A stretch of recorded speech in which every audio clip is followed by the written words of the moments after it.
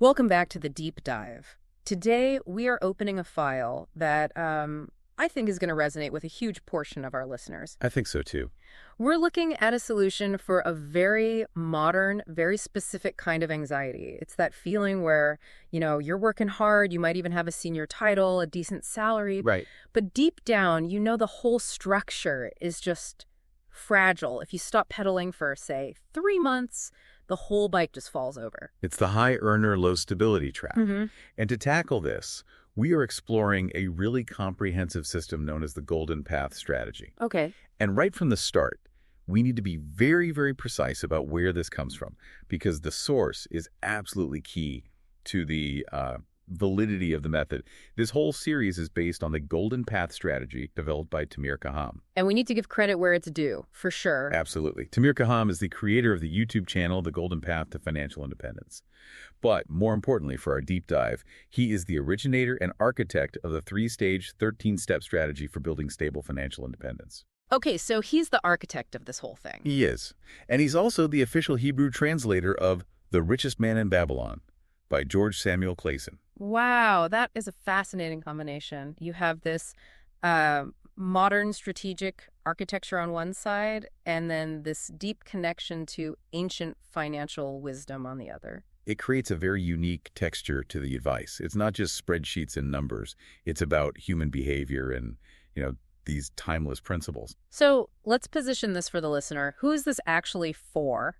Because usually financial advice is either, how to get out of crushing debt or how to trade crypto options. Exactly. This feels different. This is for the middle. It is specifically designed for salaried individuals who want to move from financial dependence to asset ownership and freedom of choice. So people who feel like money is something that happens to them. Yes. They earn it, it sort of disappears, rather than being something that works for them. Okay, so today is our gateway.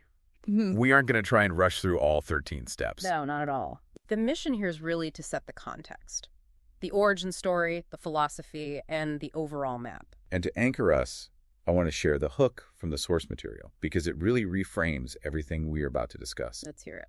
The hook is, financial independence does not begin with how much money you make. It begins with how you see yourself in relation to money. Okay, let's unpack that, because at first glance, that sounds a little bit like a fortune cookie. It's all in your mind. Yeah, right. But in this context, and given the author's background, I suspect it means something much more mechanical. It's not about manifesting wealth or just thinking positive thoughts. It's about system design. And to understand why, we have to look at Tamir Kaham's journey. Right. He wasn't a hedge fund manager. He wasn't born into some dynasty of tycoons. He was a senior systems engineer. Which is a very, very different headspace than a banker. Completely different. He worked until age 60 before retiring. His entire professional life was built around systems architecture, complex design, and structured problem solving. So when a systems engineer looks at a problem, they are looking for luck or hot tips. No. They look for inputs, outputs, loads, and friction. So he essentially decided to debug his own financial life. Eventually, yes. But here is the fascinating contradiction in his story. Despite that high-level professional competence, managing complex systems for a living, until he was 45, Tamir had absolutely zero financial education. 45? That is actually incredibly reassuring. It is, isn't it? I think a lot of people feel that if they haven't figured out their portfolio by 30, they've just missed the boat. Not at all. But look at his situation at 45. He operated on a single income source. The classic equation, time equals money. Right. His identity was purely employee. Even with a stable salary, he lived with a paycheck-to-paycheck mindset. Financial security was fragile. He said that financial independence wasn't even in his vocabulary. Wealth just felt like this distant, unattainable dream.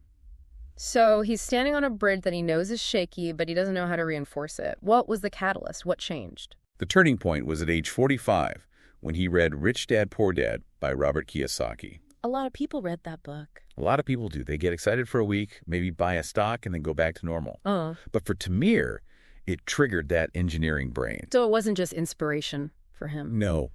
A fundamental shift in consciousness occurred before any money changed hands. The shift was moving from the question, how do I make more money? Which usually just means working more hours. We're asking for a raise. Right. To a totally different question.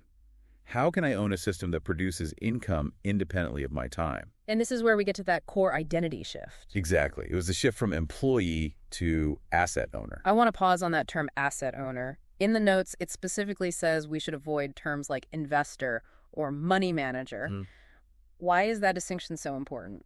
Because words shape our reality. You know, an investor can feel like just an activity. It's something you do on a Tuesday afternoon. You buy a stock, you hope it goes up. It can feel detached. But asset owner is an identity. It describes your function in the economy. An asset owner's primary job isn't selling time.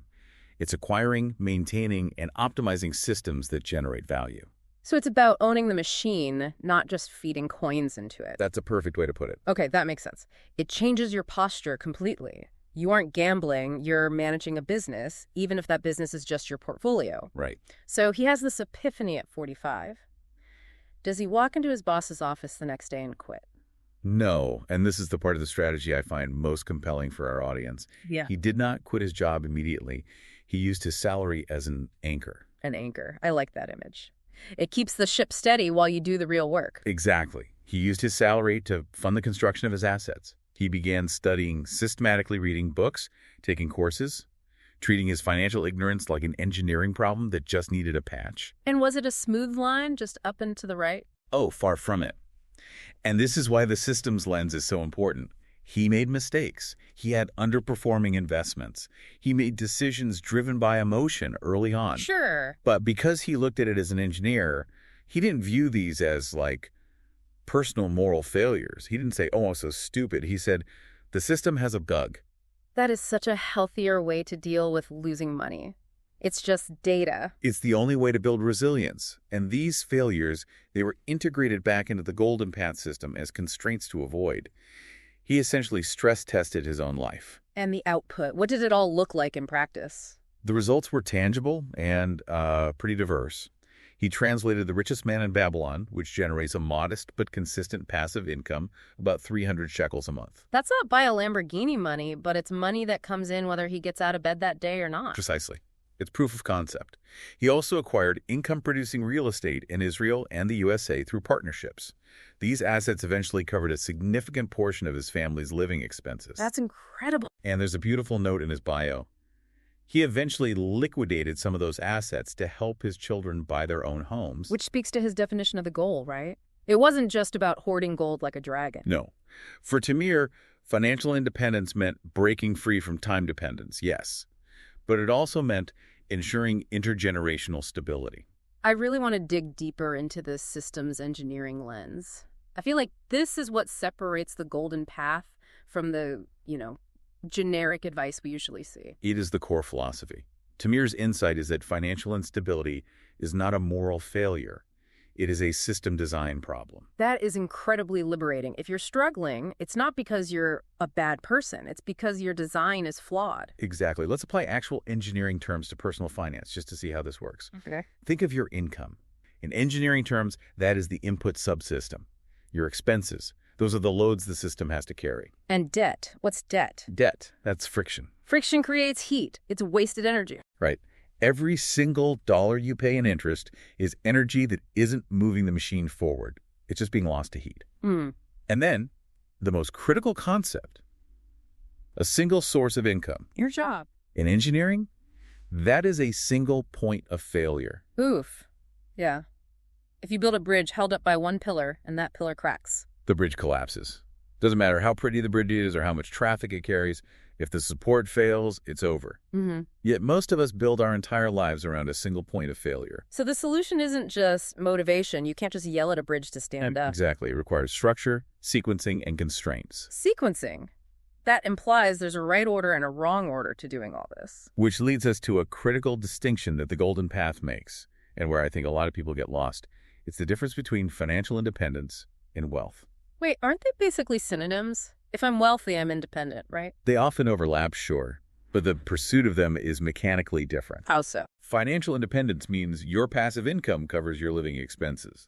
The load is supported by the system, not your active labor. Work becomes a choice. The dependence on your time is broken. That's it, and this is achievable first. Okay. And wealth? Wealth is the accumulation of surplus far beyond necessity. It's luxury. It's abundance.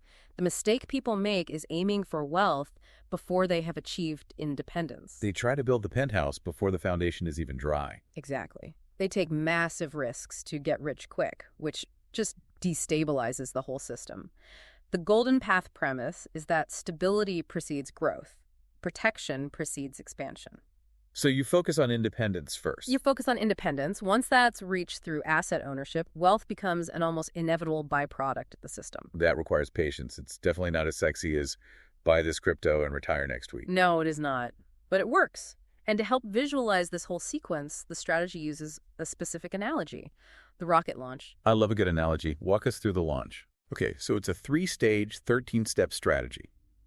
Think of your financial life as a rocket you're trying to get into orbit. Got it. Stage 1 is preparing the launch pad. This covers steps 1 and 2. This is all about foundation, identity, and direction.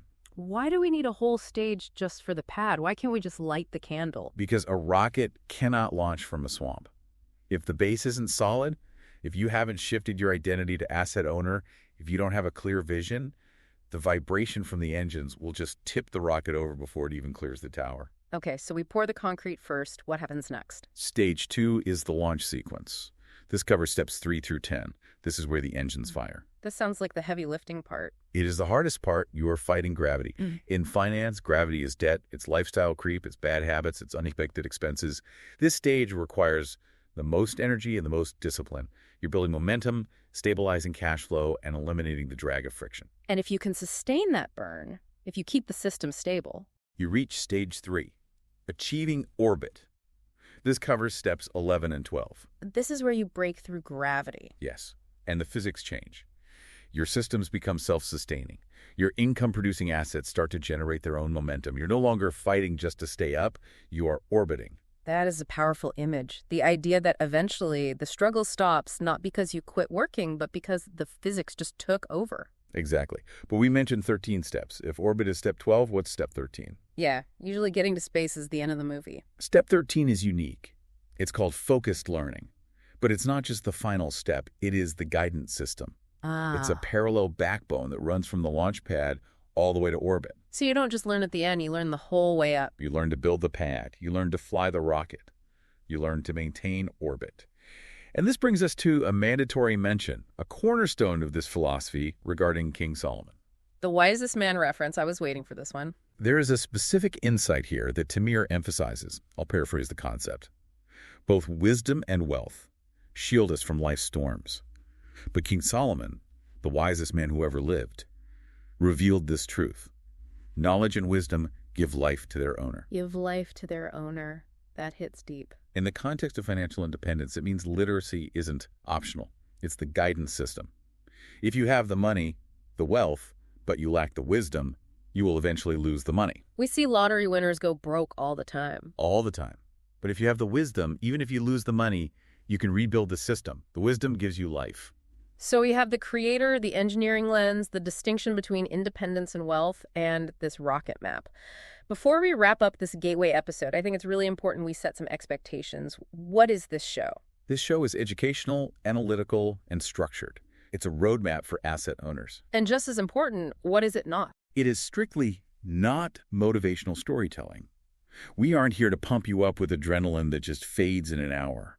It's not an inspirational narrative or life coaching. And it is certainly not a get-rich-quick scheme. Okay, this seems like the right moment for a very serious reality check.